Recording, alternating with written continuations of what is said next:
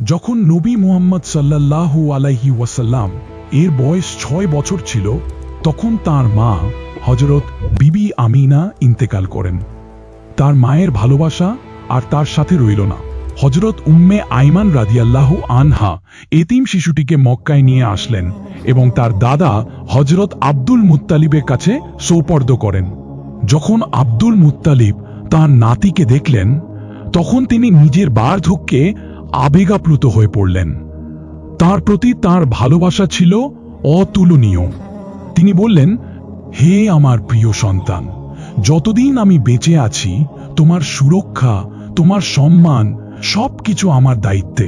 তুমি শুধু আমার নাতি নও, তুমি আমার পুত্র হযরত আব্দুল্লাহ এর জীবন্ত প্রতীক। দাদা তাকে নিজের তত্ত্বাবধানে নিলেন, আর উম্মে আইমান রাদিয়াল্লাহু আনহা নবীর খেদমতে নিয়োজিত থাকলেন। সময় আবারও একটি পরীক্ষা নিল। যখন নবী সাল্লাল্লাহু আলাইহি ওয়াসাল্লাম এর বয়স মাত্র 8 বছর, তখন তার দাদা আব্দুল মুত্তালিব ও ইন্তেকাল করেন। একটির পর একটি ছায়া সরে যাচ্ছিল। এরপর তার চাচা হযরত আবু তালিব তাকে নিজের তত্ত্বাবধানে নেন। নবীর উত্তম চরিত্র এবং শৈশবের মধুর আচরণ আবু তালিবকে এতটাই মুগ্ধ করেছিল যে তিনি সব সময় তাকে নিজের সাথে রাখতেন, তার সাথে খেতেন, তার পাশে শয্যা বিছাতেন এবং এক মুহূর্তের জন্য তাকে চোখের আড়াল হতে দিতেন না। আবু তালিব বলতেন, আমি কখনো তাকে মিথ্যা বলতে দেখিনি, কাউকে প্রতারণা করতে দেখিনি, কাউকে কষ্ট দিতে দেখিনি, বা ছেলেদের সাথে খেলতে যেতে দেখিনি, কিংবা সংস্কৃতির বিরুদ্ধে কথা বলতে দেখিনি। তিনি সব সময় ছিলেন ভালো, দয়ালু, কোমলভাষী এবং সবার মধ্যে শ্রেষ্ঠ। একসময় আরব দেশে ভয়াবহ দুর্ভিক্ষ দেখা দিল। মক্কার মানুষ মূর্তির কাছে সাহায্য চাইতে চাইল। তখন এক বৃদ্ধ বললেন, আমাদের মাঝে হযরত আবু তালিব আছেন, যিনি হযরত ইব্রাহিম আলাইহিস সালামের বংশধর। চলুন আমরা তার কাছে যাই এবং তার কাছে দোয়া চাই যাতে বৃষ্টি হয়। আরবের নেতারা এসে বলল, হে আবু তালিব, দুর্ভিক্ষের আগুন সমগ্র আরবকে গ্রাস করেছে। পশুরা ঘাস ও পানির জন্য আকুল।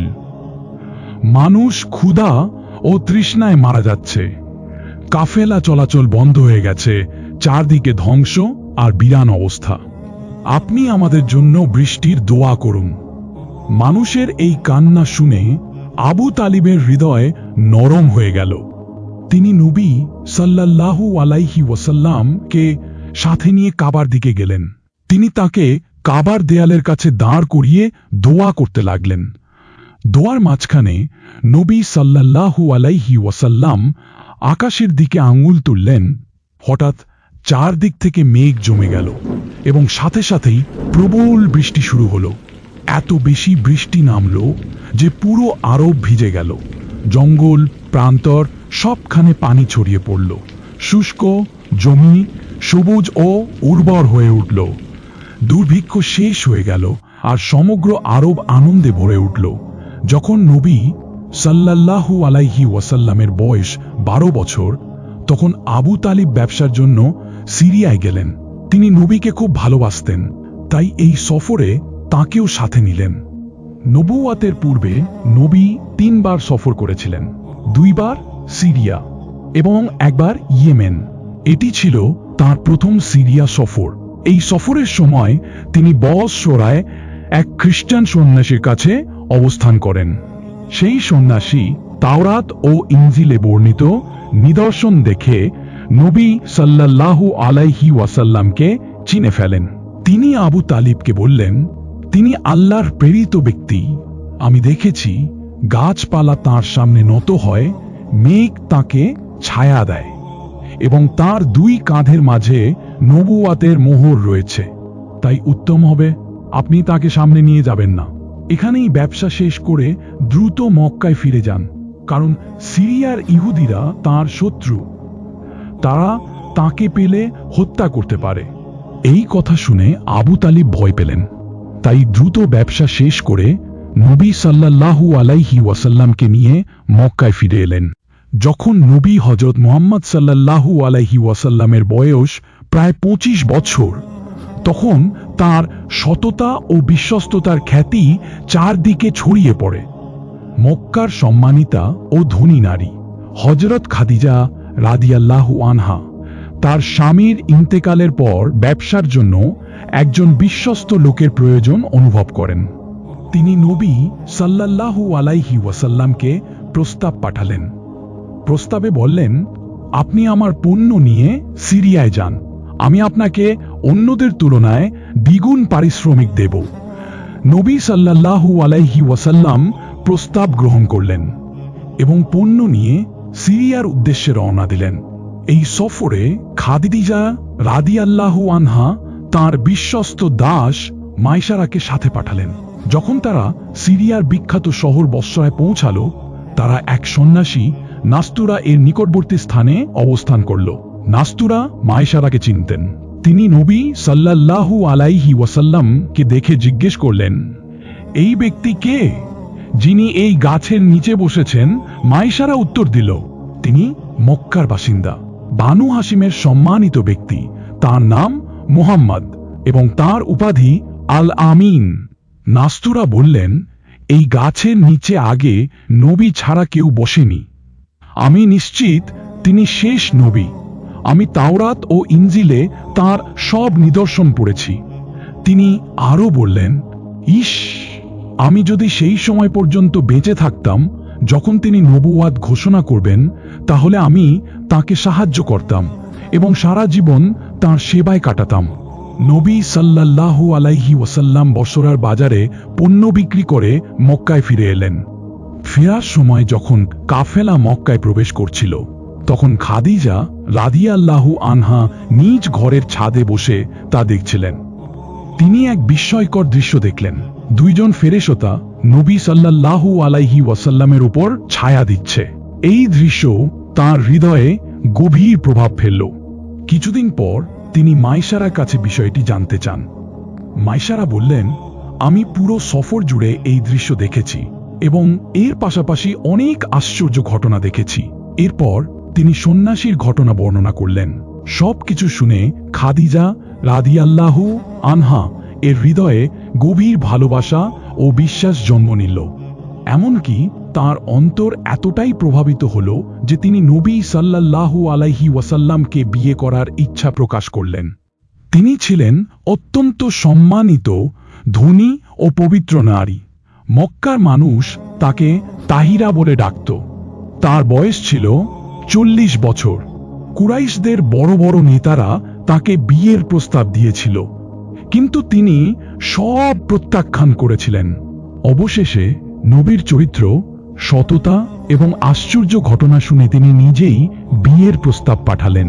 তিনি তার আত্মীয়া নাফিসা বিনতে উমাইয়ার মাধ্যমে এই প্রস্তাব নবীর কাছে পৌঁছে দেন।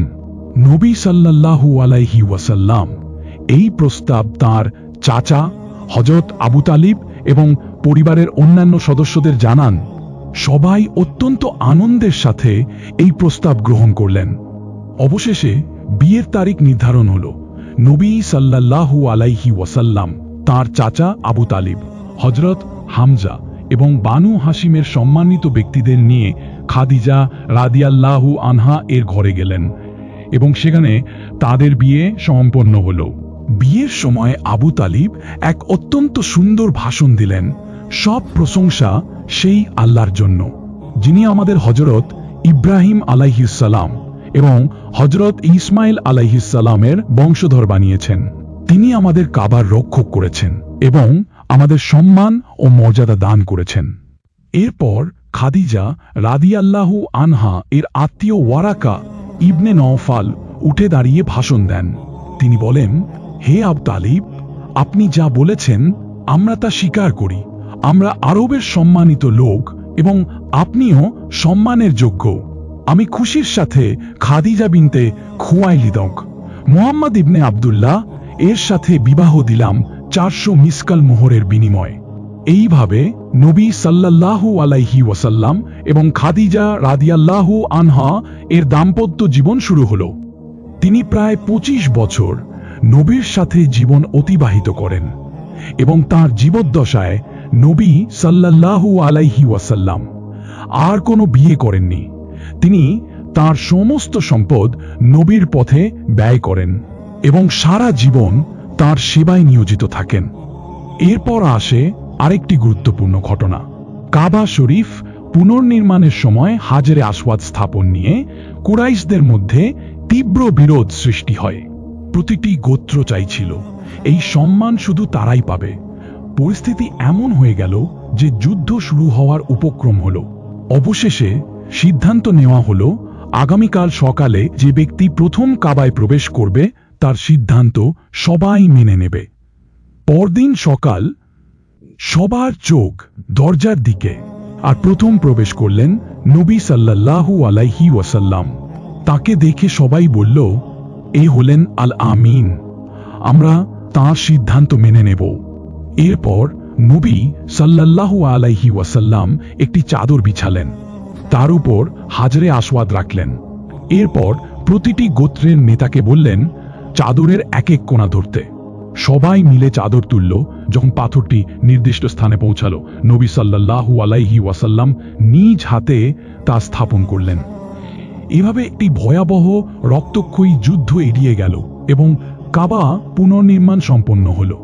তবে নির্মাণ সামগ্রী কম থাকায় একটি অংশ বাইরে রেখে দেওয়া হয়, যা আজ হাতিম নামে পরিচিত।